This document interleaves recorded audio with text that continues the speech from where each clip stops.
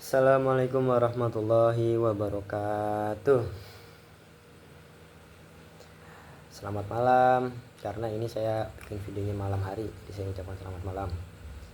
Sebelumnya perkenalkan dulu, saya itu Afif Hasbul Al-Afkari dari mahasiswa Perbankan Syariah UIN Sunan Kalijaga dengan NIM 241080245.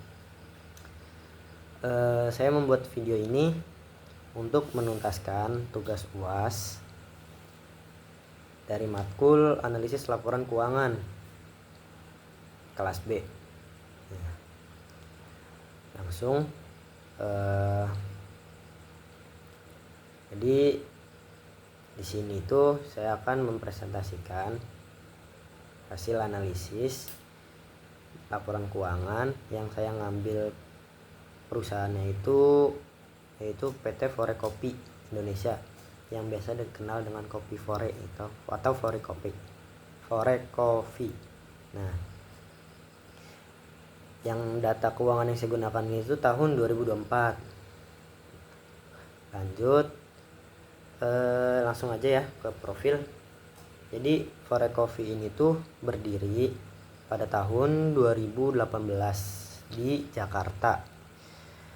Nah, sejak awal berdirinya itu, perusahaan Fore ini memposisikan dirinya sebagai perusahaan F&B tapi yang berbasis teknologi. Jadi tuh mereka nggak hanya menjual kopi gitu, tapi juga memanfaatkan teknologi digital sebagai bagian inti dari bisnis mereka. Nah, selanjutnya Forekopi juga menawarkan konsep yang cukup menarik, yaitu menghadirkan kopi premium dengan harga yang terjangkau dan untuk semua kalangan. Nah, mereka juga memiliki aplikasi pemesanan eksklusif yang memudahkan pelanggan memesan tanpa harus antri, sekaligus ada program loyalitas di dalamnya. Nah, pada tahun 2025 itu Forekopi resmi melantai atau resmi ada di Bursa Efek Indonesia dengan kode sahamnya itu Fore. Nah, ini tuh menunjukkan bahwa kalau perusahaan ini tuh udah cukup matang dan cukup siap buat bersaing di level yang lebih besar. Selanjutnya, produk dan jasa nih. Jadi apa aja sih yang ditawarin Forekopi itu?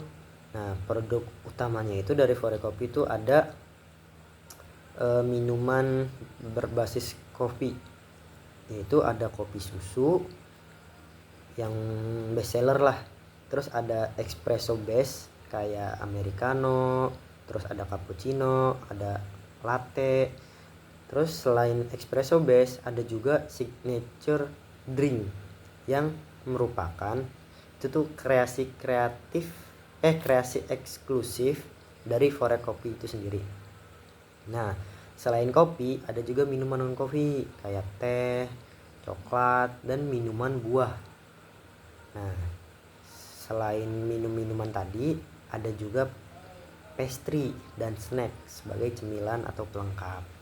Nah, dari sisi layanan, pelanggan tuh bisa menikmati langsung di gerainya, bisa juga dibawa pulang atau bisa juga memesan lewat ojek online. Nah, atau bisa lagi menggunakan fitur pick up via aplikasi, jadi nggak perlu nunggu lama gitu. Nah, variasi pelayanan ini juga menunjukkan bahwa Fore itu benar-benar memahami kebutuhan konsumen yang dinamis gitu. Selanjutnya ada ringkasan kinerja keuangan, yaitu pada tahun 2024. Nah, jadi pendapatan Forekopi itu sendiri mencapai 1000,39 triliun. Nah, angka ini tuh benar-benar gede karena tumbuh sebesar 115% dari tahun sebelumnya. Jadi tuh maksudnya pendapatan mereka ini tuh hampir 2 kali lipat dalam waktu 1 tahun aja gitu.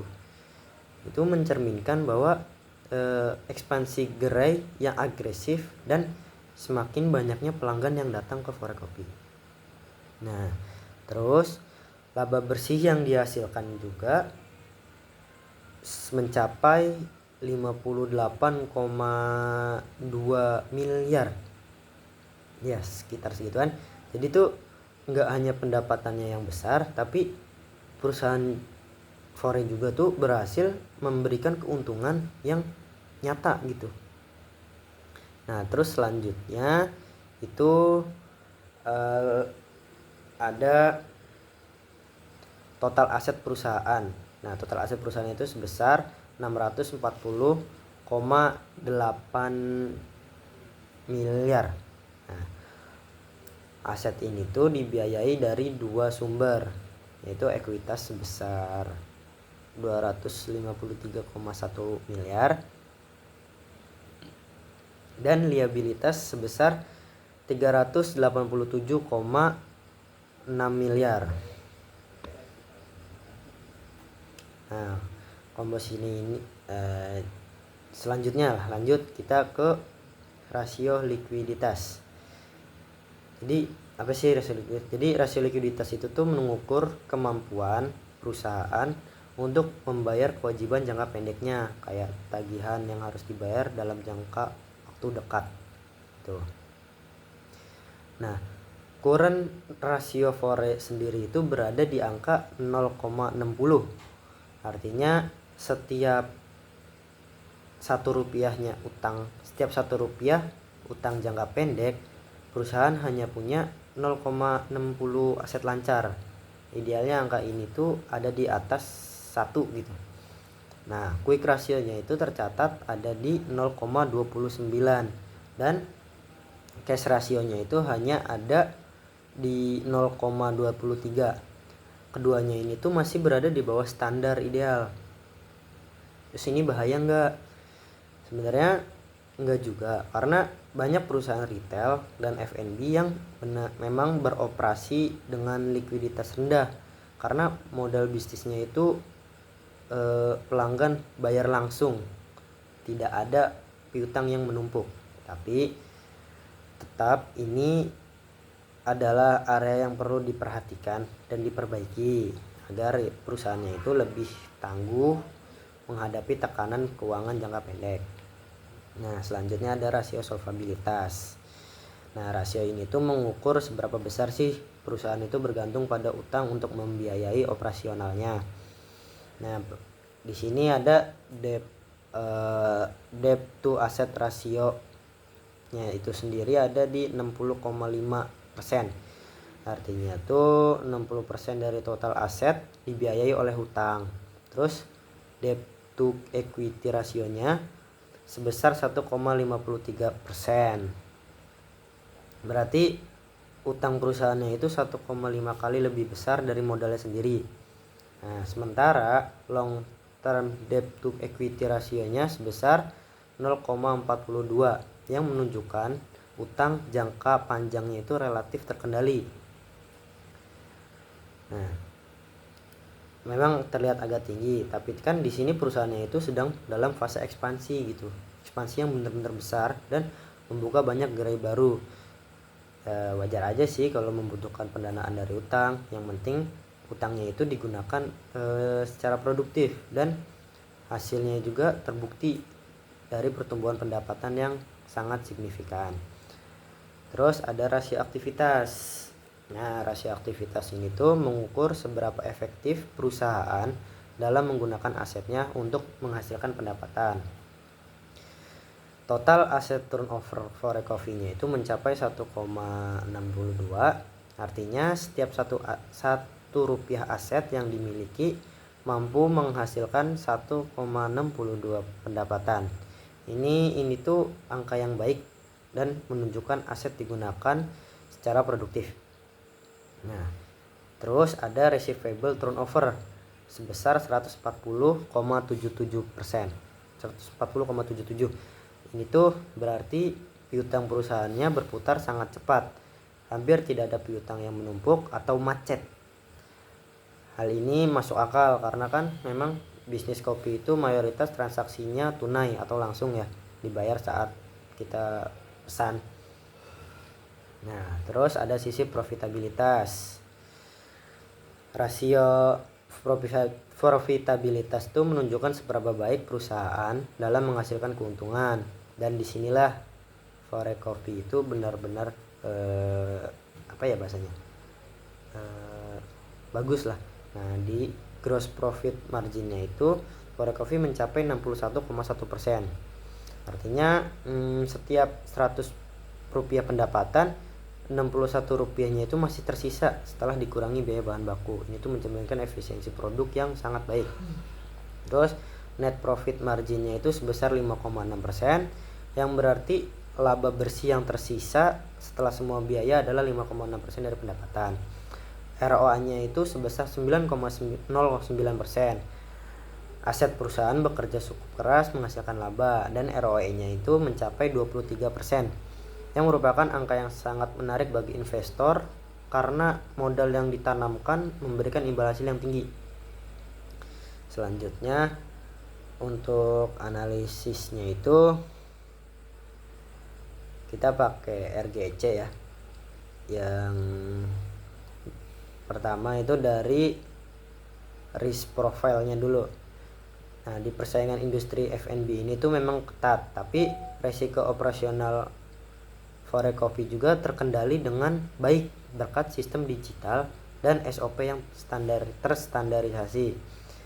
GCG-nya atau tata kelola sudah berjalan sesuai regulasi OJK sebagai perusahaan publik. Nah, terus dari earningnya nih atau rentabilitas sangat baik seperti yang kita bahas, dan dari sisi kapitalnya permodalan cukup kuat untuk mendukung ekspansi. Nah, hasil dari RGEC tadi itu menempatkan bahwa Forecoffee itu pada peringkat komposit PK2 atau kategori sehat.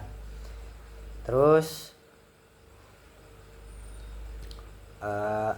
kesesuaian dengan kondisi nyata, apakah angka dalam laporan keuangan ini tuh sesuai dengan kondisi nyata di lapangan? Ini tuh iya, karena kita bisa lihat sendiri bahwa gerai Forecoffee ini tuh terus bertambah di berbagai kota. Antrean di aplikasi semakin ramai dan brandnya semakin dikenal luas, terutama di kalangan anak muda dan Gen Z, ya terutama Gen Z dan milenial. Semua fakta lapangan ini tuh konsisten dengan pertumbuhan pendapatan 115% yang tercatat dalam laporan keuangan. Artinya tuh data yang disajikan dapat dipercaya dan mencerminkan kondisi bisnis yang sesungguhnya. Nah, sini yang bagian terakhir, saya memposisikan diri saya sebagai CFO. Apa yang dilakukan untuk memperkuat keuntungan kedepannya? Yang pertama, mungkin saya akan fokus untuk meningkatkan likuiditas dengan mengoptimalkan pengelolaan kas dan modal kerja. Pengelolaan kas dan modal kerja agar perusahaannya itu lebih siap menghadapi kewajiban jangka pendek. Terus yang kedua, saya akan berupaya mengurangi ketergantungan pada utang secara bertahap dengan lebih mengandalkan laba dari pendapatan operasional. Laba operasional sebagai sumber pendanaan gitu maksudnya. Dan yang ketiga, saya akan memastikan ekspansi gerai dilakukan secara selektif. Jadi ekspansinya itu berfokus pada lokasi-lokasi yang benar-benar strategis gitu dan sangat menguntungkan, sambil terus memperkuat ekosistem digital sebagai keunggulan kompetitif dari Forecoffee itu sendiri. Nah, kesimpulannya, jadi Forecoffee Indonesia itu menunjukkan kinerja yang sangat positif di tahun 2024. Pertumbuhannya itu pertumbuhan pendapatan yang sangat besar dan profitabilitas yang kuat dan efisiensi operasional yang tinggi menjadi fondasi yang kokoh nih bagi perusahaan. Namun ya tantangannya itu ada dari sisi likuiditas jangka pendek. Nah, mungkin itu saja yang bisa saya sampaikan pada video kali ini. Kurang lebihnya mohon maaf. Assalamualaikum warahmatullahi wabarakatuh.